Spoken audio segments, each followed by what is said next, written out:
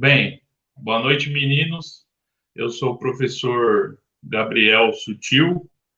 Eu vou ter o prazer de ministrar um pouco de filosofia para vocês. E hoje, nessa aula especificamente, nós vamos falar sobre bem o início, né, do que é filosofia e para que serve.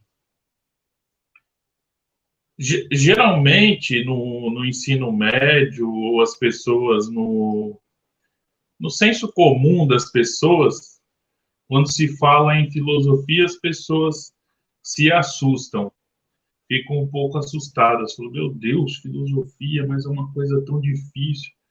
Ai, mas você é doido, você fica pensando só nisso.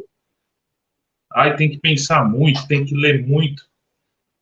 Mas a filosofia também é isso, mas não só isso.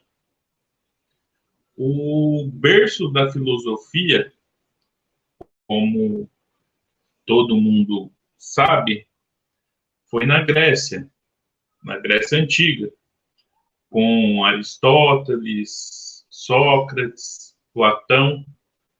E se nós buscarmos no grego, né, no idioma grego, o que significa filosofia, vem de philo, P-H-I-L-O, que significa amor no grego, e sofia, que significa conhecimento.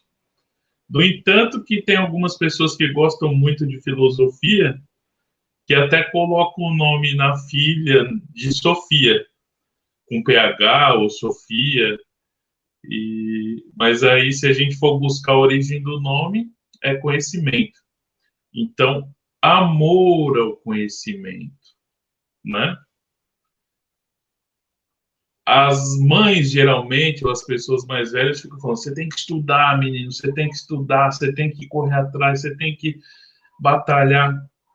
Agora, apenas estudar por estudar para a filosofia é mais difícil. Necessitamos ter o quê? Esse amor ao conhecimento. Temos que amar buscar o saber. Certo? Antigamente, existiam alguns jornais de classificados que as pessoas, os empregadores colocavam precisa-se de pintor, de eletricista, de não sei o quê, de não sei o quê. Hoje, tudo isso migrou para a internet. Na internet, às vezes a gente acha classificados de emprego, mas eu desafio todo mundo aí a ver se acha. Procura-se filósofo.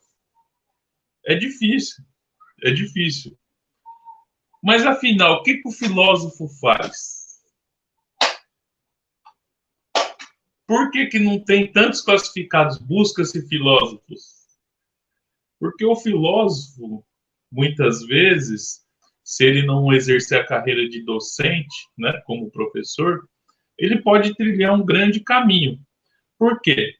Porque o objetivo da filosofia é o quê? Questionar todo e qualquer aspecto sobre o mundo. Ou seja, se eu posso questionar todo e qualquer aspecto sobre o mundo, eu posso falar sobre muitas coisas. Eu posso falar sobre a vida, eu posso falar sobre a natureza das coisas, eu posso falar sobre os animais, eu posso falar sobre as relações, eu posso falar sobre muitas e muitas coisas.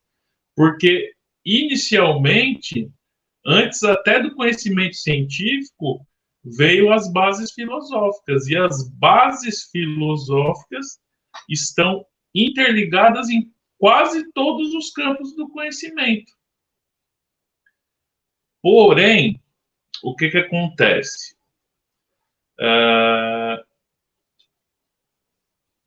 No passado, antes de tudo, os humanos, as civilizações, tinha uma observação sobre o mundo, sobre as coisas, que era o quê? Mítica e autoritária. O que isso quer dizer?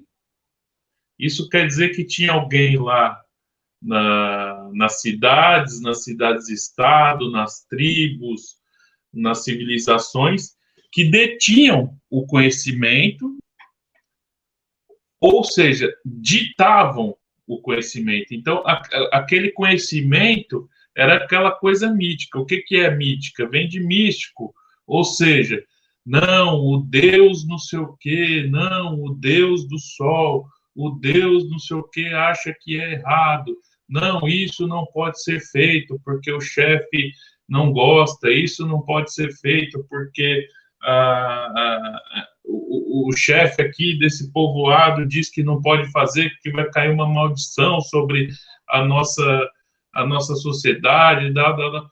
Aí o que aconteceu com a filosofia? Ela veio a romper essas coisas. Ela veio fazer com que as pessoas começassem a analisar as coisas de forma lógica. Oh, peraí. Então o sol esquenta. Poxa, o sol esquenta. E aí ele nasce, aí depois ele sai. Olha, tem dias que chove. Olha, será que essa chuva tem realmente a ver com o Deus que está bravo com a gente? Vamos analisar. Então, a filosofia veio a pensar todas essas situações e a trazer o quê? Mais racionalidade a essas questões, certo? E aí, como eu já disse, ela cria conceitos para outros conhecimentos, né? E algumas outras observações, trazendo até para um campo mais contemporâneo, para o dia a dia de hoje. Tem uma música do Zé Ramalho que diz: eu, ô vida de gado, povo marcado, povo feliz. O que seria essa vida de gado?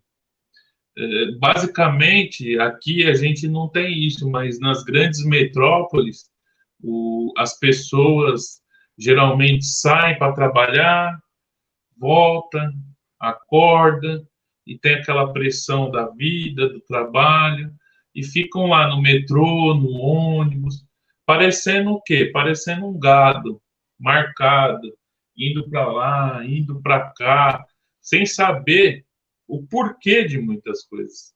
E aí essas pressões, às vezes, fazem com quê? Com que as pessoas não reflitam acerca das coisas, acerca do quê? Acerca da própria vida. E aí, quando as pessoas vêm a tomar conhecimento, se chegar a tomar conhecimento, elas começam a observar e questionar o quê? Será que eu realmente sou livre? Será que eu estou fazendo o que gosto? Por que estou fazendo isso? Será que existe a necessidade de eu competir tanto? Por que eu tenho que trabalhar? O que eu faço com o meu dinheiro? E aí entra num outro campo, que é um lema, assim, primordial a respeito da filosofia, que é aquela frase: conhece-te a ti mesmo. Às vezes, tem pessoas que vivem a vida inteira com marido, mulher, aquela coisa, fala, não, aquela pessoa eu conheço, não, eu sei dizer quem é, eu sei tudo sobre você. Só que antes de você conhecer o outro, será que você conhece a si mesmo? Conheça-te a ti mesmo.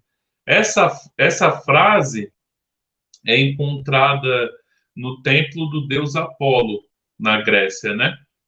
E, como eu disse, é um dos maiores lemas da filosofia.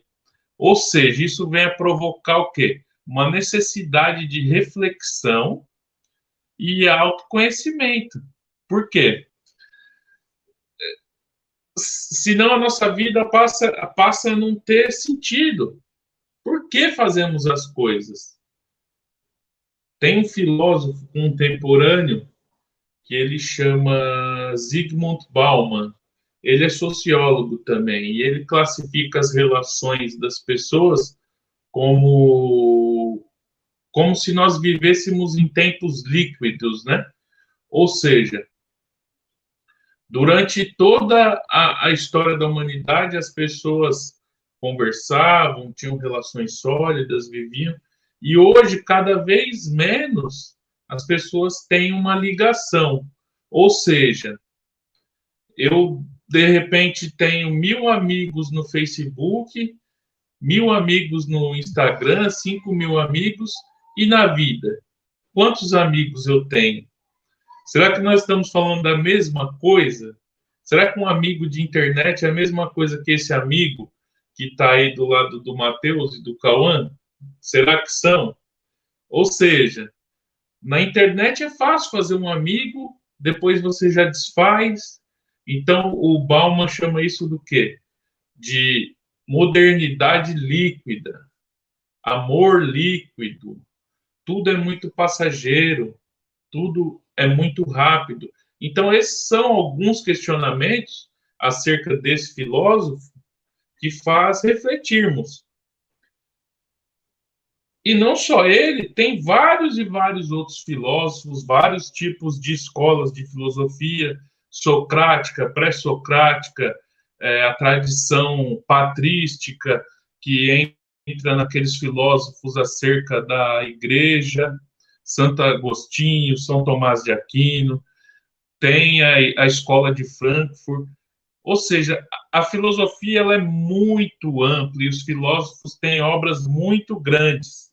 E aí engloba também a ética, a política, ou seja, o que é certo fazer, o que não é certo fazer em nossa sociedade, como é a nossa sociedade, como são as nossas relações, e assim por diante.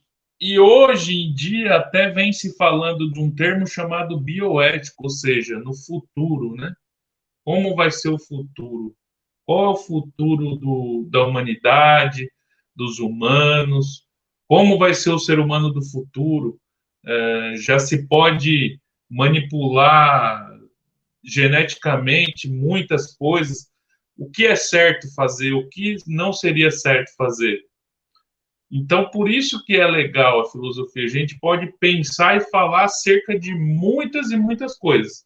Mas essa foi só uma pinceladinha, né, sobre o que é a filosofia e para que ela serve. Mas a gente volta depois com outro vídeo. Obrigado, meninos!